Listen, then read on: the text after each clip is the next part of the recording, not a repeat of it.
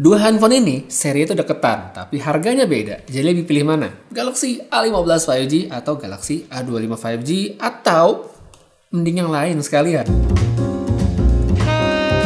Jadi buat yang mungkin belum update, awal Januari lalu sebenarnya Samsung tuh ngerilis dua handphone baru di Indonesia ya. Selain seri flagship, mereka juga punya mid-range di seri A. Ada Galaxy A15 5G, itu harganya Rp3.599.000 dan ini cuma ada 8256 aja. Sedangkan yang satunya lagi itu adalah Galaxy A25 5G. Dia punya pilihan storage yang lebih kecil di 128, namun harganya itu tetap lebih tinggi dibandingkan Galaxy A15 5G. Dari sini aja kita bisa lihat ada satu poin perbedaan. Jadi sekalipun kapasitas internalnya lebih kecil, harganya lebih tinggi, dan selisihnya bisa makin jauh kalau kita samain spek RAM sama kapasitas internalnya itu di 8256. Ini terjadi karena emang Galaxy A25 5G itu punya beberapa keunggulan specs di bagian lain dibandingkan Galaxy A15 5G. Tapi ya lagi-lagi, apakah perbedaan-perbedaan tersebut benar-benar bikin handphone ini layak buat dihargain lebih? Nah, itu dia yang bakal saya bahas di video kali ini. Jadi yang buat mungkin sedang mempertimbangkan untuk membeli salah satu dari kedua handphone ini, ya video ini mungkin cocok buat kalian. Oke, kita lihat dulu dari desain kedua handphone ini. Mirip ya, yang namanya bisa dibilang kayak Samsung banget ya. Kayak Samsung tuh lagi di comfort zone mereka untuk desain yang gini-gini aja. Bentuk, ukuran, sampai bobotnya itu tidak ada perbedaan yang signifikan. Palingan yang cukup bisa bikin orang notice itu adalah perbedaan pola di bagian back covernya. A15 5G lempeng, polosan aja. Galaxy A25 5G itu kayak ada pola kayak kotak-kotaknya begini.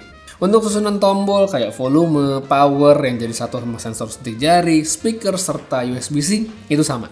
IP rating, tahan air dan debu, dua-duanya sama, yaitu nggak ada.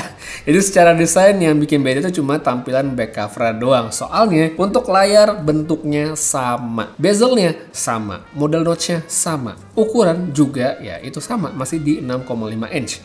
Panelnya juga sama-sama Super AMOLED. Jadi ya secara visual saya lihat sih sebenarnya tidak ada perbedaan yang bisa langsung noticeable. Layar yang identik secara specs ya oke untuk pemakaian sehari-hari. Nah yang beda itu sebenarnya cuma di bagian refresh rate-nya aja. Galaxy A25 itu sedikit lebih tinggi di 120, Galaxy A15 itu di 90 Hz. Satunya lagi yang beda itu sebenarnya adalah kecerahan maksimum atau peak brightness. Galaxy A15 itu 800 nits, Galaxy A25 sampai 1000 nits. Perbedaan tadi yang bisa saya bilang minimalis banget sih dan sebenarnya mungkin tidak akan signifikan bagi sebagian besar konsumen. Refresh rate tinggi nggak semua orang bisa lihat, nggak semua orang bisa bedain. Kecerahan nits pun sebenarnya demikian ya. Kalau sering pakai HP outdoor siang-siang sih menurut saya memang lebih oke sih Galaxy A25. Cuma kalau enggak, Galaxy A15 pun menurut saya udah cukup. Terus misal kalau dicari adalah bagian yang paling beda nih dari kedua handphone ini, menurut saya itu lebih ke kamera ya. Karena di sini kita bisa lihat specs dari kedua handphone ini tuh ada perbedaan. Emang kalau kita lihat dari segi angka-angka, ini tuh nggak beda jauh. Lensa utamanya sama 50 megapiksel, ada ultrawide, ada makro di bagian belakang. Kamera depan pun sama 13 megapiksel. Terus apa yang bedain? Nah yang bedain adalah Galaxy A25 5G itu kamera utamanya ada OIS. Sedangkan Galaxy A15 nggak ada. Menu kamera tampilannya sama, tapi untuk fungsi yang dikasih itu nggak sama. Kita bisa lihat di bagian samping nih ya, Galaxy A25 itu lebih komplit sampai ada Pro videonya juga. Habis itu untuk rekaman video nih ya, maksimal di Galaxy A25 itu udah support sampai 4K di kamera belakang, lebih tinggi dibandingkan Galaxy A15 yang cuma di Full HD aja. Sampai sini mungkin sebagian orang langsung mengira-ngira bahwa secara visual dan kualitas Galaxy A15 itu bakal inferior, bakal di bawahnya Galaxy A25. A15 sendiri sebenarnya udah oke, cuma kalau kita compare, kita bandingin ke Galaxy A25, kelihatan bedanya. Kayak dua HP ini tuh punya apa ya, profil warna yang berbeda satu sama lain. Dibilang Galaxy A25 itu lebih bagus, menurut saya sih iya, dari segi detail yang bisa didapat. Seringkali dia memang lebih baik, begitu pula kalau kita ngomongin soal dynamic range. Cuma kalau kita pindah topik yang ngomongin soal warna, ini benar-benar balik ke preferensi. Karena Galaxy A25 itu saya lihat punya saturasi yang lebih tinggi, bahkan kadang menurut saya tuh agak ketinggian sebenarnya. Ada kalanya bahkan tuh abis saya foto, saya double check gitu, ini ada filter nggak sih yang aktif, karena kalau di compare itu beda banget, tapi ternyata setelah saya double check enggak ya. Jadi ya yang suka sebenarnya banyak yang kayak gini, cuma tentu yang prefer lebih natural, lebih tone down juga pastinya ada. Lens ultrawide mirip-mirip hasilnya, jadi menurut saya nggak perlu dipusingin ya hasilnya antara kedua HP ini. Terus untuk kamera di kondisi low light atau foto malam, di sini sih menurut saya no debat, Galaxy A15 kalah dari Galaxy A25 karena emang kelihatan banget bedanya. A15 tuh kurang bisa dapetin detail, terus noise-nya juga bisa kita bilang cukup banyak ya. Selain dari segi processing, di sinilah menurut saya OIS yang ada di kamera utama tadi benar-benar jadi pembeda. Kamera depan, dua HP ini menurut saya mirip-mirip aja, mau terang, mau low light, ya nggak ada selisih yang signifikan. Kemudian lanjut untuk video, kita bisa langsung aja cek dari sampelnya berikut ini.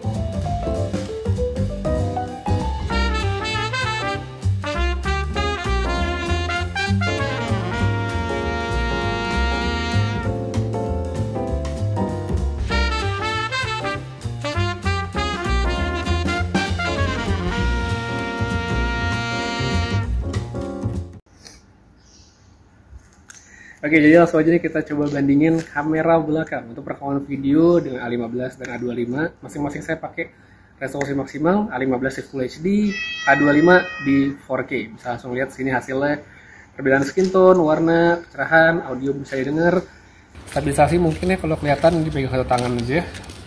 Autofocus, dynamic range, udah sore dan mendung juga jadi nggak bisa dapat yang terlalu vibrant segala macem. Cuman kurang lebih mungkin bisa menjadi pertimbangan ya dari komparasi berikut, dan habis ini kita pindah ke kondisi low light dan nanti kita lihat untuk kamera depannya juga. Oke, jadi sekarang ini untuk kamera depannya A25 itu lebih nge-crop ya, lebih dekat zoomnya, sedangkan A15 itu sedikit lebih lebar framingnya. Bisa lihat sekarang ya, ada beda. Terus kalau misalnya dipakai jalan seperti ini, kalau kita putih, nah atas itu.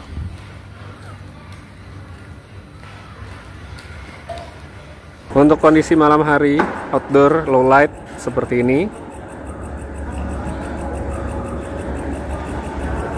Kalau di sini sih di layar handphone perbedaannya sudah sangat-sangat terlihat.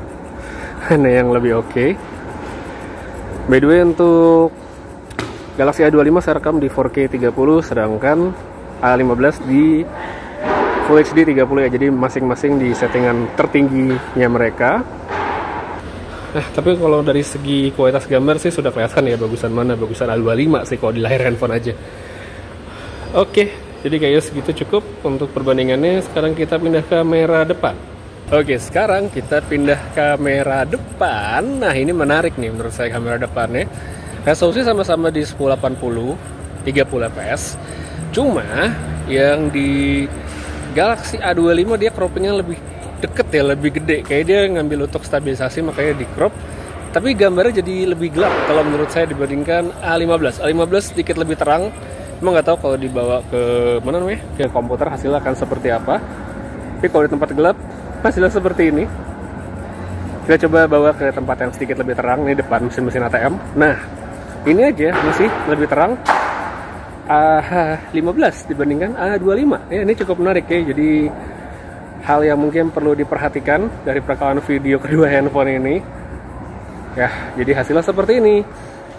So, satu bagian terakhir, tadi kita udah ngomongin soal desain, kita udah ngomongin layar, udah kamera. Sekarang tinggal specs sama experience pemakaian dari segi performa. Langsung aja, ini adalah beberapa spesifikasi kunci yang umumnya kita cari dari sebuah handphone. Kita bisa lihat yang paling beda dari kedua HP ini itu adalah dari segi chipsetnya aja. Galaxy A15 5G itu dengan MediaTek Dimensity 6100 Plus, sedangkan Galaxy A25 5G itu menggunakan Exynos 1280. Nah, buat yang mungkin belum tahu atau lupa, Exynos 1280 ini adalah chipset 2 tahun lalu, sempat ada di Galaxy A53, ada di M34 juga, yang mana ini menurut saya bukan chipset mid-range terbaik, tapi cukup lah. Terus buat software, Samsung seri A tahun ini emang peningkatan banget, karena baik itu Galaxy A15 maupun A25 itu sama-sama pakai Android terbaru, One UI full version yang juga sudah mendapat janji update Android 4 tahun dan security patch 5 tahun. Jadi untuk software menurut saya sudah oke banget. Langsung aja kalau kita aduin antutu nih, Galaxy A25 jelas lebih unggul dari segi angka, walaupun emang mungkin selisihnya bukan yang langit dan bumi, nggak jauh-jauh banget. Untuk pemakaian harian, saya bisa bilang sebenarnya dua HP ini tuh mirip-mirip aja. Apalagi kalau misalnya buat konsumen atau user yang pemakaian handphonenya ya gitu-gitu aja, cuma berkutat di aplikasi ringan yang tidak banyak multitasking atau pindah aplikasi secara cepat, ya sebenarnya tidak ada selisih yang signifikan. Cuma di tempat lain, kalau buat yang butuh tenaga lebih seperti misalnya buat ekspor video di CapCut atau misalnya buat main game, ya A25 menurut saya lebih baik dibandingkan Galaxy A15. Render video di CapCut A25 bisa beres lebih cepat dibandingkan Galaxy A15 meskipun emang selisihnya bukan yang signifikan banget. Terus kalau untuk main game, ya lagi-lagi A25 sedikit lebih oke. Seperti sih saya cobain main Mobile Legends saja yang standar, kita nggak perlu ngomongin game-game yang terlalu tinggi di sini. Di setting yang sama, Galaxy A25 punya stabilitas yang lebih oke dibandingkan Galaxy A15 yang grafiknya naik turunnya tuh lebih kelihatan. Ya meskipun si Galaxy A25 lebih bagus, tetap saya bisa bilang juga bahwa handphone ini bukanlah handphone gaming terbaik di kelas harganya. Jadi kalau emang yang dicari adalah performa gaming banget gitu, menyampingkan mungkin software, kamera, dan apalah itu, ya HP lain menurut saya sih ada yang lebih oke. Habis itu buat baterai, ya dua-duanya dari handphone Samsung ini 5000 mAh dan daya tahannya juga dari pengujian saya dari pemakaian yang sama itu selisihnya nggak jauh. Jadi ya kalau misalnya disuruh milih A15, A25 atau pilih yang lain sekalian, sebenarnya kalau menurut saya filter pertama yang gampang itu dari segi harga. Mana yang cocok? Karena keduanya beda, satunya di 3 jutaan, satunya di 4 jutaan. Terus kalau ditanya bagusan mana? Ya buat saya jelas bagusan Galaxy A25 dong ya, khususnya pada bagian kamera menurut saya lebih oke. Ya fotonya lebih cakep dan perekaman video juga bisa dengan resolusi yang lebih tinggi. Cuma kalau hasil kamera di Galaxy A15 ini menurut kalian yang nonton gitu sudah dirasa cukup, ya bisa berhemat sebenarnya dengan beli handphone ini aja dibandingkan Galaxy A25 gitu, karena secara performa pun kalau untuk pemakaian harian saya bisa bilang selisihnya nggak yang signifikan banget. Cuma tetap kalau ngomongin handphone Samsung ya di kelas harga segini, tetap menurut saya yang paling penting pertanyaan adalah apakah emang pengen dan suka dengan handphone Samsung. Kenapa ini jadi penting? Karena persaingan di kelas mid-range 3-5 jutaan di Indonesia itu adalah teritori yang paling keras dan banyak banget pilihannya. Jadi kecuali kalian emang udah yakin banget, ya silahkan diputuskan, dipikirkan lagi ya sebenarnya. Dipikirkan lagi mana yang lebih cocok dengan pemakaian karena pilihannya banyak banget. Tapi tetap buat yang mungkin tertarik untuk membeli, mencoba, masukin wishlist dan segala macam, kedua handphone ini saya taruh linknya aja di deskripsi di bawah. Untuk sekarang, guys, kita aja dulu videonya dari Galaxy A25 dan Galaxy A15. Makasih banyak nonton sampai habis. Putri saya pamit. Sampai ketemu lagi di video berikutnya. Seperti biasa, have a nice day.